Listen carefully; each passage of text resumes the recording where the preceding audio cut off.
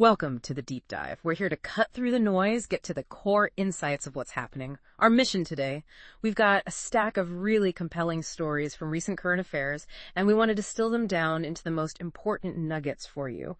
We're going to unpack some truly impactful developments, things like India's legal system, its digital infrastructure, the economy, even art and AI. It seems like a lot, but there are threads connecting them. Absolutely. And these threads show how court rulings are shaping governance, how digital and physical structures are actually enabling growth, and how new technologies are really challenging some long-held legal and economic ideas. It's definitely a deep dive into the fabric of how things are changing, and importantly, why it matters to you. Okay, let's unpack this, starting with a big one shaping modern India. This proposal to link Aadhaar with voter IDs, you've probably heard about it. It comes from the Election Laws Amendment Act 2021. Now, on the surface, the government's aim seems straightforward. Sounds pretty reasonable, actually. Purify electoral rolls, get rid of duplicate entries, stop bogus voting. Makes sense, right? It does sound logical initially. But here's where it gets really interesting, the crucial twist. While they first said it would be voluntary, well, concerns popped up pretty fast about what that really means in practice. Right, and what's truly fascinating here, maybe even a bit concerning, is the potential for unintended consequences. The deeper insight, perhaps, is how this attempt to, quote, purify the rolls, even with good intentions, could accidentally create a sort of digital disenfranchisement. Think about it. Citizenship potentially becoming dependent on technical biometric accuracy rather than being an inherent right. That's a fundamental shift. Exactly. It shifts from you are a citizen unless proven otherwise to something more like you are a citizen if your data matches. And that raises huge concerns about the right to vote. Think about exclusion errors just because of data mismatches, or Aadhaar authentication failing, which happens especially for, say, manual laborers, older people, or just areas with patchy connectivity. Yeah, I can see that. And there's the fear it becomes de facto mandatory, right? Leading to mass deletions from voter lists, which we have seen happen in past database linking exercises. And this also brings up the big question. What about the right to privacy? Which the Supreme Court has already affirmed. Precisely. The Puttaswamy judgment declared privacy a fundamental right.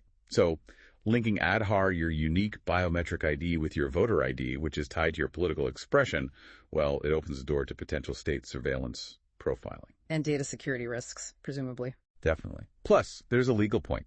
Aadhaar proves identity and residence, not citizenship. Voter registration is based strictly on citizenship. That mismatch could cause issues. And many critics are asking about proportionality. Are there less intrusive ways to clean up the rolls? Like, maybe, better door-to-door verification by booth-level officers? Could that work without compromising these fundamental rights? Good question. Okay, moving on, but staying within governance, let's look at something else surprising. The low rate of asset disclosure among high court judges. It's quite striking, actually. Only about 12% of sitting judges have publicly declared their assets. And just for scale, India has 25 high courts. Sanction strength is around 11,114 judges. But get this, over 400 posts were vacant as of 2024. Wow, over 400 vacancies. Yeah, a huge number. And that's not just an empty chair, right? It means real delays in justice, overburdened courts. Impacting citizens directly, affecting their fundamental right to a timely hearing. Exactly. So what does it mean for public trust when judicial assets are largely kept private? Well, what's really striking, I think, is the contrast. Elected officials, bureaucrats, they have mandates. But the judiciary, which holds immense power, operates more on a kind of gentleman's agreement for financial transparency. So no actual law requiring it. No law mandates public disclosure for high court judges. There was the 1997 Restatement of Values of Judicial Life that advised it, and a Supreme Court resolution in 2009 encouraging voluntary disclosure. But nothing binding. Nothing binding. And remember the Judicial Standards and Accountability Bill from 2010. That proposed mandatory disclosures, but it lapsed. Ah, right. So this lack of a legal framework, it just leads to inconsistency. Now, judges do cite privacy and security concerns, which are valid points to consider, but it inevitably raises questions about potential conflicts of interest, vulnerabilities to corruption, and ultimately public trust. Which is crucial for the judiciary. Absolutely. Asset disclosure is important. It ensures transparency, strengthens public confidence, aligns with the citizen's right to know, which comes from Article 19.1, and it helps prevent disproportionate asset accumulation. So the way forward seems to be either new legislation or maybe specific judicial orders to make this consistent. The judiciary needs to be seen as unimpeachable, not just independent. Okay, shifting gears slightly, but still in law and order. Let's talk about the governor's role in state legislation. This came up recently with the Supreme Court ruling on those delayed bills in Tamil Nadu. 10 bills stalled, right? That's right, 10 of them. So if I understood correctly, the Supreme Court basically said governors can't just sit on bills indefinitely. That sounds like a pretty significant check on their power, isn't it? It absolutely is a major clarification. The Supreme Court basically reinforced that the governor isn't supposed to act as a legislative roadblock under Article 200. They ruled governors must decide on bills within 3 months, no more sitting on them forever. So no pocket veto. Effectively, yes. It eliminates any pocket or absolute veto power in this context. And crucially, if the state legislature repasses a bill that the governor returned, They have to sign it. they must give assent, unless the repassed bill is somehow materially different. This really clarifies the process. Okay, so walk us through the options again. What can a governor actually do with a bill? Sure. For an ordinary bill, there are 4 paths. 1, assent. It becomes an act. Simple. 2, withhold assent. The bill fails. 3, return it for reconsideration. This is a suspensive veto. If the legislature passes it again, even without changes, the governor must assent. Okay. 4, reserve it for the president's consideration. Once they do that, the governor's role ends. And money bills are different. Slightly simpler. Assent, withhold assent, or reserve for the president. They cannot return a money bill for reconsideration by the legislature. Got it. So it really frames the governor as a constitutional head, not a legislative gatekeeper. Recite. All right, we've talked about the visible parts of governance. Now let's dive into something mostly invisible, but absolutely critical. Undersea cables. The hidden backbone of, well, pretty much everything global now. What exactly are these things doing down there on the ocean floor? Magical wires is a good way to think about it. Imagine them as these silent superhighways for the internet, just laid out across the seabed. They're fiber optic cables carrying, believe it or not, over 95% of all international data. That's the vast majority. They are the global internet backbone. How do they work? Is it like electricity? Not exactly. It's light. They use optical fibers, basically hair-thin strands of glass, to transmit data as pulses of light. And because the signal fades over long distances, they have these things called repeater units placed along the cable on the ocean floor. Little power stations, essentially, giving the light pulse a boost to keep the data flowing across oceans. Wow. Okay, so their importance is immense. Immense is an understatement. They are the global internet backbone. Forget satellites, for bulk data cables are far superior in capacity and speed, lower latency. They're an economic engine, right? Yeah. Enabling global finance, e-commerce, BPO centers. Yeah. All rely on that high-capacity, low-latency connection. And for you listening, they're crucial for connecting mainlands to islands, remote regions, bridging the digital divide, boosting development everywhere. But like any giant, they have weaknesses, vulnerabilities. Like what? Sharks chewing on them. I've heard that myth. Well, shark bites are actually very rare now with modern cable armoring. The biggest threat is physical damage. Ship anchors dragging, fishing trawlers snagging them, even natural disasters like underwater earthquakes or landslides. That's the most common issue. Okay, that makes sense. Then there are security threats. Sabotage is a concern, espionage, particularly at landing stations where the cables come ashore, or at natural choke points in the ocean. There's also concentration risk. Lots of cables follow similar paths, so damage in one area can disrupt many connections. And repairs must be complicated. Very. You need specialized ships, it takes time, it's expensive. And sometimes geopolitical tensions can get in the way of laying new cables or even repairing existing ones if they pass through disputed waters. So vital, but fragile in some ways. Unsung heroes, really. Definitely. Unsung vital heroes of our connected age. Okay, from those invisible data highways, let's shift to a very visible engineering marvel. India's first vertical lift sea bridge. This connects Mandapam on the mainland to Rameswaram Island, right across the Palk Strait. You know, I've seen old footage of the original Pamban Bridge opening up sideways, that Scherzer lift span. It always looked like something from an old adventure film. This new one sounds much more modern. Oh, absolutely. Yeah. It's a major technological leap. The old Pamban Bridge, opened way back in 1914, was India's first sea bridge. And that Scherzer rolling lift span, opening horizontally like a drawbridge, was unique and iconic. But, being over a century old, it faced huge challenges: corrosion, speed limits, operational issues. Still an amazing structure, though. So how does the new one work? Vertical lift. Exactly. The new bridge has this central section, about 72.5 meters long, that lifts straight up vertically. It uses an electromechanical system. Ships and steamers can just pass underneath. much simpler and faster than the old horizontal swing. And it's built for the future, I assume? Yes, it's about 2.08 kilometers long, designed for double railway lines and ready for electrification. It's really a symbol of how far railway engineering has progressed. All right, let's pivot now to the world of startups in India. It's vibrant, dynamic, but also facing some headwinds, right? I mean, the numbers are impressive. India is the third largest startup hub globally. Over 157,000 startups recognized by DPIIT by late 2024. That's the Department for Promotion of Industry and Internal Trade, yeah. Generating something like 1.7 million direct jobs. And the growth curve from maybe 500 startups in 2016 to over 100 unicorns now. That's companies valued over $1 billion.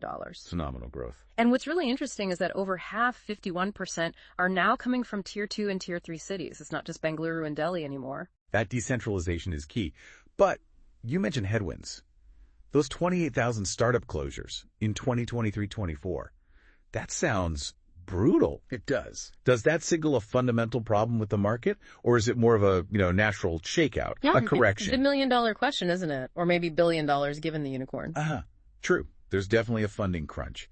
Venture investments fell sharply in 2024, hitting a 4-year low, around $2.7 billion, I think. That's a big drop. It is. It's almost like, a digital gold rush, where maybe there were more people selling shovels than finding gold for a while. Those closures definitely hurt investor sentiment. So, your question market flaw or healthy shakeout?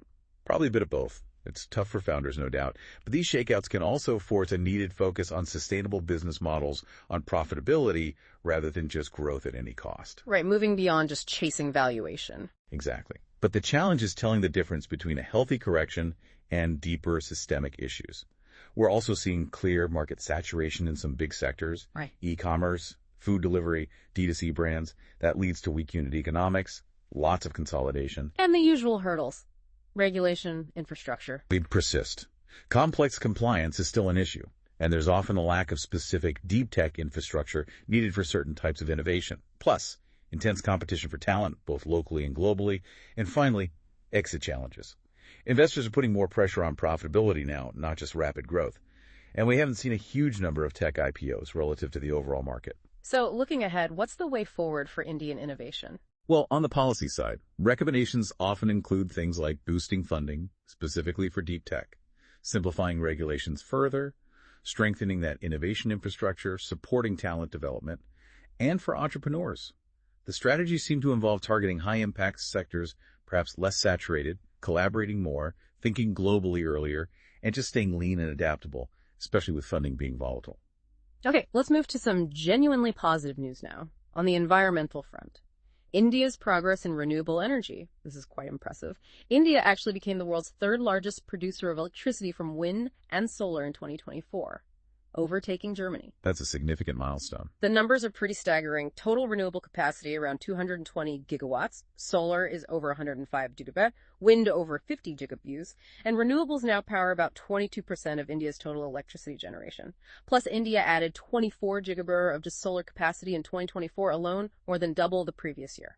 That acceleration in solar is key. And putting it in the global context, wind and solar together generated 15% of total global electricity in 2024. Solar was the single largest source of new electricity globally for the third year running. It shows a real shift. So the top three are China, way out in front, then the USA, and now India, firmly in third place for wind and solar generation. It really highlights India's crucial role in this global energy transition towards cleaner power. All right, let's wrap up our deep dive with something that beautifully bridges technology, art, and, intellectual property law. AI tools generating images in the style of Studio Ghibli. We've seen these tools pop up, and immediately debates ignite about copyright, privacy. It gets complicated fast. So what does this mean for creators? How do old laws handle this new tech? Yeah, this is where it gets really nuanced, and honestly, the law is struggling to keep up globally. First, let's look at Indian copyright law, the Copyright Act of 1957. It protects original artistic works. But here's the critical point. Copyright protects the expression of an idea, not the idea or style itself. Okay, so a style isn't copyrightable. Generally, no. Artistic styles, methods, general themes, those aren't protected. So, creating new art in the style of Ghibli, just capturing that aesthetic feel, is usually considered fine. But there's a but, I assume. There's a big but. The line gets crossed into infringement If an AI-generated image reproduces specific copyrighted elements, think specific characters like Totoro or No Face, or maybe unique, distinctive combinations of elements from Ghibli's Express works in a way that's substantially similar. Substantially similar. That sounds like a legal minefield. It is. And the other huge issue is how these AI models are trained. They often learn by analyzing vast amounts of existing images, many of which are copyrighted. Does that training process itself constitute infringement? And do the outputs unfairly reproduce protected elements learned during training? And who even owns the copyright for an AI image? Another gray area. Currently, Indian law generally recognizes only natural persons or legal entities as authors. So, can an AI be an author? Unclear. This whole field is evolving incredibly rapidly. Jurisdictions everywhere are grappling with these questions. AI, training data legality, ownership of AI output, how to define substantial similarity when AI creates something derivative but not identical. Legal frameworks really need urgent updates. Wow, what a journey today. We've gone through the complexities of Aadhaar linking, judicial transparency. Hidden world of undersea cables. Right, the ups and downs of the startup scene, India's impressive renewable energy growth. And landed right in the middle of AI, art, and copyright debates. It really shows how these different areas, law, tech, economics, are just constantly interacting and shaping things. Exactly. They aren't separate silos. They're deeply intertwined, and understanding those connections is, I think, really key to navigating the world we live in. That's a perfect way to put it. Connecting these threads is really what we try to do here on the Deep Dive. So as you, our listener, reflect on all this, here's a final thought to maybe mull over.